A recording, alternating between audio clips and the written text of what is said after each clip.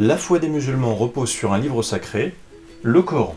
Et les musulmans ont la conviction que les récits de ce Coran retranscrivent des paroles ayant pour auteur Dieu lui-même. Le Coran ne serait donc pas le verbatim des propos du prophète Mohammed, de l'ange Gabriel ou de Moustafix le Sarrazin, mais bien apparemment les paroles de Dieu lui-même, un Dieu qui, d'après le contenu du Coran, s'auto-qualifie de nombreuses fois de sage, de juste, d'omniscient, donc il sait tout, et d'omnipotent, donc il peut tout faire. Alors je rappelle que le Coran est un code civil universel qui délivre aux hommes un système de lois juridiques, d'interdits, d'obligations et de punitions judiciaires. Du coup je me dis que d'un esprit sage, juste, qui sait tout et qui peut tout, je m'attends un minimum de sa part, s'il est bien l'auteur de ce Coran, à formuler des lois intelligentes et un minimum des récits ayant un caractère sage, juste et sensé qui serait éloquent.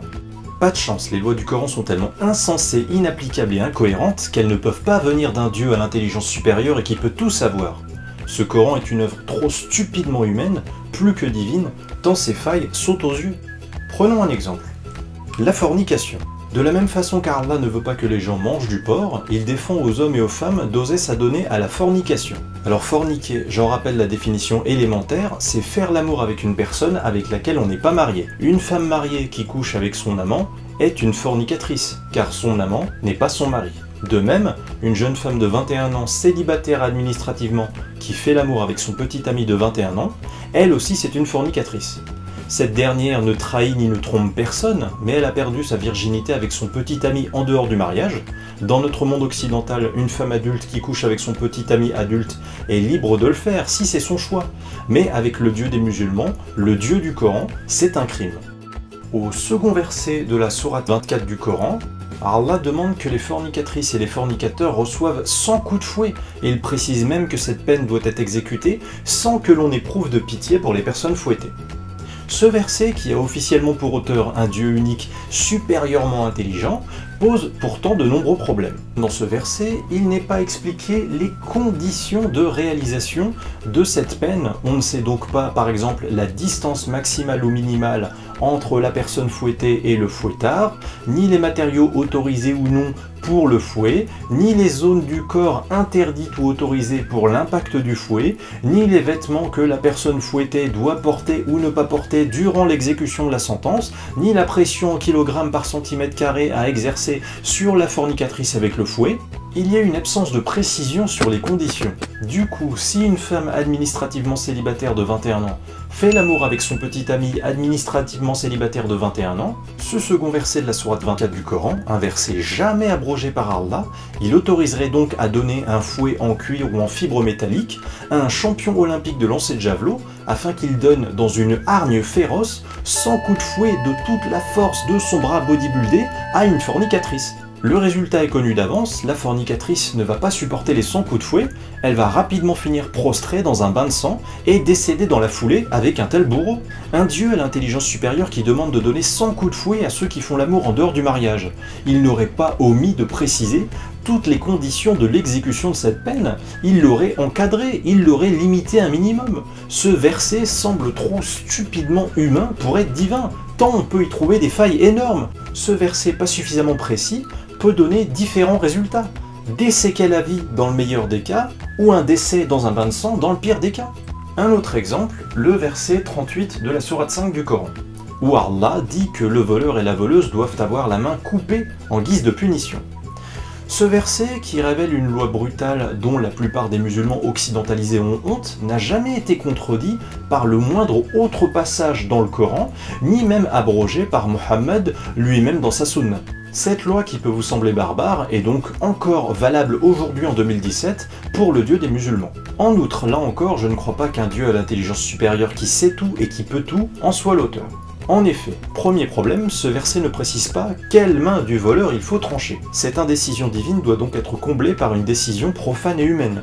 Autre problème, il n'y a pas de précision sur le montant de la valeur minimum du vol à partir de laquelle il faille trancher la main du voleur. Donc, puisque Dieu dit de couper la main du voleur et qu'il ne va pas plus loin dans la précision du type de vol, si je veux, je peux couper la main d'un simple voleur de pommes. On aurait pu lui faire rembourser la valeur de 3, 5 ou 10 pommes afin d'expier ou de racheter la faute de son vol, mais non, car Allah a juste dit de couper la main du voleur.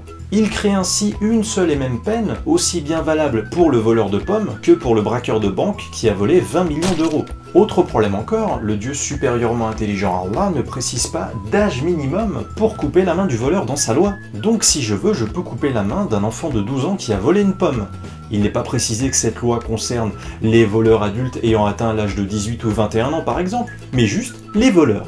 Cette loi qui dit de couper la main des voleurs mais sans jamais préciser l'âge minimum du voleur ou la valeur minimum du vol sans laquelle la main ne pourrait être coupée, c'est une loi issue d'un esprit humain sous-moyenâgeux et faillible qui n'a pas la créativité ni l'intelligence dialectique suffisante pour savoir être précis et clair dans ses commandements. Quand on crée une loi de boucherie qui demande de couper la main des gens, donc une peine irréversible, on est quand même plus précis et plus clair que ce que le Dieu des musulmans impose dans le Coran.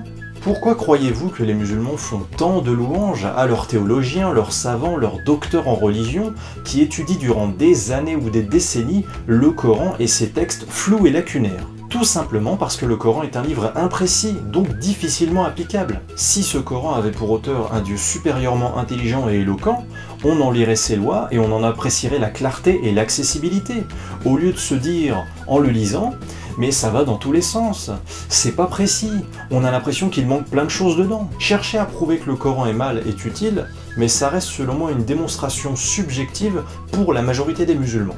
Des musulmans qui sont endoctrinés pour être dogmatiques et fermés, et qui trouveront toujours de bonnes raisons de justifier les pires interdits et obligations du Coran, même s'ils sont liberticides et barbares, tout simplement en se servant de la morale. J'ai donc plutôt choisi de chercher à prouver que le Coran est faux, avant de prouver qu'il est mal.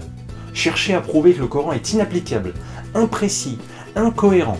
Et si mon travail de critique rationnelle vis-à-vis du Coran dont je vous ai présenté quelques bribes vous intéresse, sachez que j'approfondis et développe les quelques exemples que je décris dans cette vidéo, et encore une bonne centaine, au sein des chapitres 3 et 4 de mon livre « Il était une fois l'islam », un livre de presque 450 pages qui vous exposera méthodiquement l'ensemble des raisons qui m'ont fait perdre la foi en l'islam.